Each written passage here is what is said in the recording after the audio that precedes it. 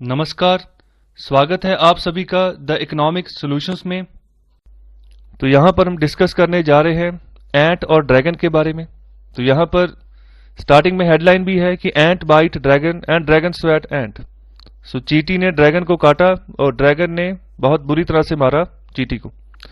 तो यहाँ पर चींटी कौन है और ड्रैगन कौन है? ड्रैगन है चाइना और जो चींटी है वो एक एंट ग्रुप है, ओके, जो कि आईपीओ का काम चलाता है, इनिशियल पब्लिक ऑफरिंग जो है वो देता है इन्वेस्टर्स को। तो ये चाइना की ही कंपनी है, ओके। तो एक कंपनी है जिसका नाम है अलीबाबा।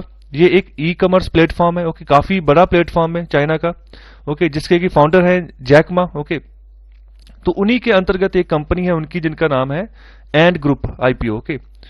तो आईपीओ क्या होता है? Initial public offering. तो इसका मतलब होता है कि अगर कोई भी प्राइवेट कंपनी जब अपने शेयर्स, जो भी शेयर्स होते हैं कंपनी को, जब उसको बेचती है किसी भी इंस्टीट्यूशनल इन्वेस्टर को या पब्लिक इन्वेस्टर को या रिटेल इन्वेस्टर को, ओके, तो जब भी वो अपने शेयर बेच देती है ना, तो इस पूरे प्रोसेस को हम बोलते हैं इनिशियल पब्लिक ऑफरिंग। तो इसके तहत क्या होता है? शेयर्स बेचने के बाद पैसा आता है, फंडिंग जुटाती है कंपनी, ओके, काफी सारा कैपिटल इकट्ठा हो जाता है, तो एक ट्रस्ट बनना शुरू हो जाता है, ओके, कंपनी के प्रति। तो वो प्राइवेट कंपनी फिर धीरे धीरे जो है पब्लिक कंपनी में जो है वो कन्वर्ट हो जाती है, क्योंकि पब्लिक का पैसा उसमें अब लग चुका है, तो उसके शेयर्स बिक चुके हैं, ओके। तो यहां पर इस तरीके से पैसे जुटाकर जो है यहाँ पर फिर जो बिजनेस है उसको जो है आगे चलाया जाता है। तो यहाँ पर एक झटका लगा है जैक मा को। क्यों लगा है? क्योंकि जो चाइना की सरकार है, जो वहां पर कम्युनिस्ट पार्टी ऑफ चाइना की सरकार है, उन्होंने यहाँ पर जो एंट ग्रुप का आईपीओ है ना उसको सस्पेंड कर दिया है, ओके। जो शेड्यूल डेट थी, ओके, उससे पहले ही उसको सस्पेंड कर दिया है कि अभी के लिए यहाँ पर कोई भी इन्वेस्टर जो है यहाँ पर शेयर नहीं खरीदेगा। तो इस तरह से झटका लगा है, ठीक है। पैसे आने थे, पैसे आने अब रुक गए। वैसे ही कोविड-19 की वजह से सब जगह इंपैक्ट पड़ा है, तो यहाँ पर भी है। तो फिर भी यहाँ पर इन्वेस्टर यहाँ पर इन्वेस्ट करने वाले थे, ओके, जो भी यहाँ पर डेट रखी थी जब ये शेयर्स की जो भी बिक्री या आवंटन होना था। तो एक तरह का बड़ा लॉस है, ओके। चाइनीज अगर पॉलिटिको इकोनॉमिक सिस्टम के बारे में बात करें तो एक बड़ा लॉस है यहाँ पर।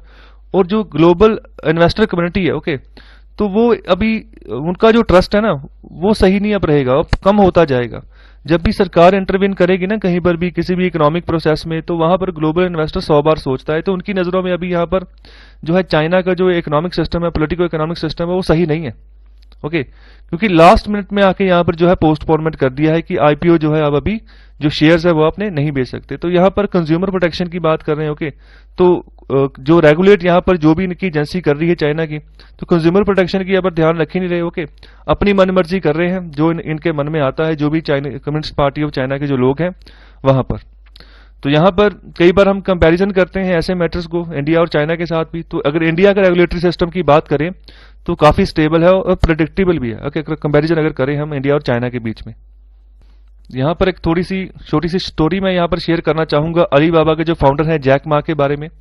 तो ये भी कोई यहाँ पर बाय बर्थ ये बिलियनियर नहीं थे, ओके। तो ये भी एक बार इन्होंने स्टोरी शेयर की थी अपनी। तो इन्होंने बोला कि मैं किसी कंपनी ने जॉब निकाली थी, कोई मल्टीनेशनल कंपनी थी, तो वहां पर 24 पोस्टें थी जिनके ऊपर सिलेक्शन होनी थी, ओके। तो बंदे गए 25। तो यहाँ पर जब इंटरव्यू हुए सब कुछ हो गया, ओके, तो रिटन टेस्ट वगैरह, ओके, लास्ट में जब इंटरव्यू हुई, ओके, तो जब रिजल्ट आया तो वो जो 24 पोस्टें थी ना, तो जिनके इनके अलावा जो 24 बंदे गए थे वो सभी की सिलेक्शन होगी। सिर्फ 25वां एक ही रह गया, वो थे जैक मा, ओके। तब वो किसी कंपनी में खुद इंटरव्यू देने गए थे, ओके। तो बाद में उस समय पर ई कॉमर्स प्लेटफॉर्म का चलन धीरे धीरे शुरू हो रहा था, ओके। इंडिया में भी फ्लिपकार्ट जो है, अमेजोन तभी नहीं आया था, स्टार्टिंग में फ्लिपकार्ट था, ओके। तो ऐसे ही अलीबाबा उधर धीरे धीरे अभी डेवलप करना उन्होंने शुरू कर दिया वहां पर, और धीरे धीरे वो चाइना का एक सबसे बड़ा ग्रुप बन गया चाइना के अंदर, ओके। तो अलीबाबा भी अभी एक ई कॉमर्स प्लेटफॉर्म है जिसके की फाउंडर है जैक मा। तो यहाँ पर जो एंट ग्रुप है ये एक तरह की फिनटेक कंपनी है जो फाइनेंशियल सेक्टर में जो है पैसे के लेन देन के ऊपर काम करती है, ओके। तो यहाँ पर लोन प्रोवाइड करती है, लैंडिंग करती है, ओके। तो इस तरह से यहाँ पर इनका पैसे का जो है सर्कुलेशन चलता है चाइनीज जो युआन है उसके रूप में। तो यहाँ पर इसके हिसाब से जब सस्पेंशन लगी है तो इसके हिसाब से जो इनका आईपीओ शेड्यूल है एंट ग्रुप का वो ओवरलैप कर गया है जो भी अभी नए रेगुलेटरी नॉर्म्स जो है यहाँ पर कंज्यूमर लोन कंपनीज के लिए यहाँ पर प्रदान किए गए हैं चाइना की सरकार के द्वारा, ओके। तो इन जो नए रूल्स हैं ये अभी फाइनलाइज होंगे दिसंबर 2 को। ओके, तो यहां पर जो 8 ग्रुप है ना वो अभी तभी प्रोसीड कर पाएगी उनका जो आईपीओ जब ये कंपाइल करेंगे अपने पूरे के पूरे पैटर्न को न्यू नॉर्म्स के हिसाब से। ओके, जो नए नॉर्म्स आएंगे उसके हिसाब से। तो यहाँ पर नए नॉर्म्स क्या है यही थोड़ा देख लेते हैं। तो फिलहाल ये फिनटेक कंपनी है। ओके, पैसे के लेन देन में काम करती है। तो यहाँ पर जो पैसा क्रेडिट होता है कलेक्ट होती है, ठीक है। तो यहाँ पर ये सब चीजें यहाँ पर देखते हैं कि कैसे लोन यहाँ पर प्रोवाइड करते हैं। तो यहाँ पर इनके 3000 के आसपास डाटा पॉइंट्स हैं। ओके, चाइना में। तो यहाँ पर एक ये डिसीजन लेते जब भी इनके पास कोई एप्लीकेशन आती है फॉर क्रेडिट एंड कलेक्ट से fees from the bank that actually makes the loan. Okay, तो ये इनका यहाँ पर काम बताया गया।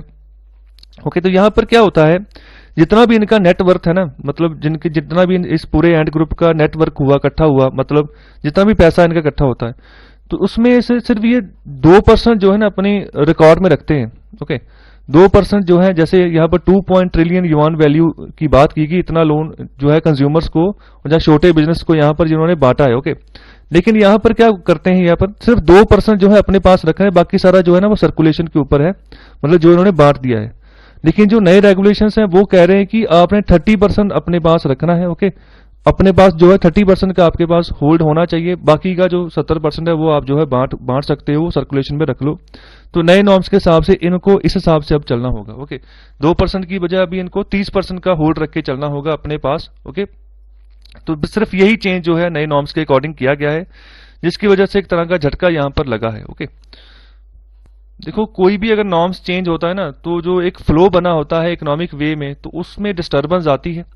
तो खास तौर पे जब हम बात करें कि जब कोविड-19 जैसी पैंडेमिक की बीमारी गुजर रही है, तब हम खिलवाड़ कर रहे हैं ऐसे फ्लो को, तो तब ये दिक्कत आती है। तो यहाँ पर थोड़ी समय बाद भी जो है ऐसी चीजें की जा सकती थी। ओके, तो यहाँ पर सीधे सीधे अगर बात करें तो यहाँ पर जो क्रेडिट होल्डिंग की कैपेसिटी है वो बढ़ा दी है यहाँ पर जो फिनटेक कंपनीज हैं उनकी। तो यहाँ पर आगे बात की गई है कि जो एंड कंपनी है अभी उसको जरूरत पड़ेगी नए नॉर्म्स के हिसाब से नए लाइसेंस लेने पड़ेंगे अगर उसने एडिशनल कैपिटल रेज करना है। ओके, तो यहाँ पर भी एक तरह की ऑब्स्ट्रक्शन हो गई है। ओके, तो यहाँ पर सीधे सीधे बात समझाई गई है, कही गई है कि जितने भी डिटेल्ड रेगुलेटरी प्रपोजल थे, ओके, वो एक ही मोमेंट में यहाँ पर इकट्ठे नहीं हो सकते। ओके, तो यहाँ पर जब उनका काम चल रहा था, जब वो कैपिटल रेस कर रहे थे अपनी जो मेगा आईपीओ है, ओके, तो वर्ल्ड लार्जेस्ट यहाँ पर आईपीओ इनका बोला गया है एंड ग्रुप का, तो जब ये अप्रूवल्स ले रहे थे तभी आपको जो था इनके साथ काम करके इनको बताना चाहिए था। ओके, तो अभी आपने उनको कुछ भी नहीं बताया। ओके, जो एक तरह के नेशनल चैंपियन है आपके यहाँ, ओके, आईपीओ के मामले में, तो यहाँ पर तो जो भी रूल्स आपने यहाँ पर कुछ बोला ही नहीं आपने उनको कि अपने जो है आईपीओ को आप होल्ड कर लो। ओके, जब तक कि नए नॉर्म्स नहीं आ जाते। ओके, तो ये तो एक तरह की दिक्कत की बात होगी ना।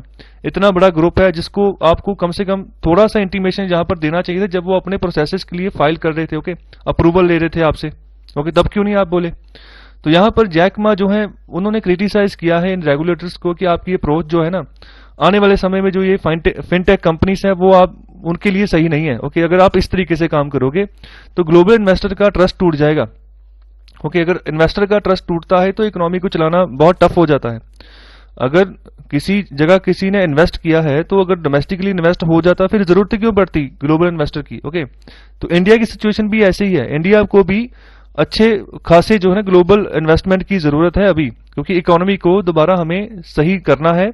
हालांकि इकोनॉमी का साइन आ गया है कि रिकवरी करनी शुरू करती है। अभी सारी इकोनॉमी टोटली ओपन कर दी है, आप कहीं भी किसी स्टेट्स में अभी आ जा सकते हो। फिलहाल अभी ऐसा कोई नहीं चल रहा कि आपको मतलब क्वारंटाइन किया जाएगा।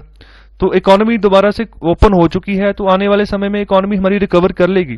लेकिन फिर भी हमें एक ह्यूज जो है बाहर से इन्वेस्टमेंट चाहिए, फॉरेन इन्वेस्टमेंट चाहिए, ताकि कि हमारे जो प्रोजेक्ट्स हैं, जैसे नेशनल पाइपलाइन एक प्रोजेक्ट है, ठीक है, उसके थ्रू 7000 के करीब उसके अंडर प्रोजेक्ट आते हैं जो जिनको मतलब हमें काम करवाना है, तो उसके लिए पैसा चाहिए, नहीं तो काम रुक जाता है। बहुत सारे केसेस ऐसे भी हैं भारत में जहां पर कोई हाईवे बन रहा है, ओके, तो हाईवे मतलब रुक गया रास्ते में, क्योंकि फंडिंग की कमी होगी, रास्ते में रुक गया, 4 या 5 साल बाद फिर दोबारा से मतलब वहां से काम शुरू होता है। तो ये ऐसे भी प्रोजेक्ट्स इंडिया में चलते हैं। तो यहाँ पर अच्छी इन्वेस्टमेंट की यहाँ पर जरूरत है। तो जैकमा भी यहाँ पर जो उनकी सरकार के जो रेगुलेटर्स हैं वहां पर उनको क्रिटिसाइज कर रहे हैं कि आने वाले समय में आप फिनटेक का हाल खराब कर दोगे, तो आपको अभी यहाँ से सही तरीके से अच्छे से रेगुलेट करना है अगर किसी कंपनी को अच्छे से सर्वाइवल देना है अपने देश में। सो आई होप आपको ये एपिसोड अच्छा लगा है तो कृपया लाइक, शेयर और सब्सक्राइब ज़रूर करें। आपका बहुत बहुत धन्यवाद लेक्चर सुनने के लिए।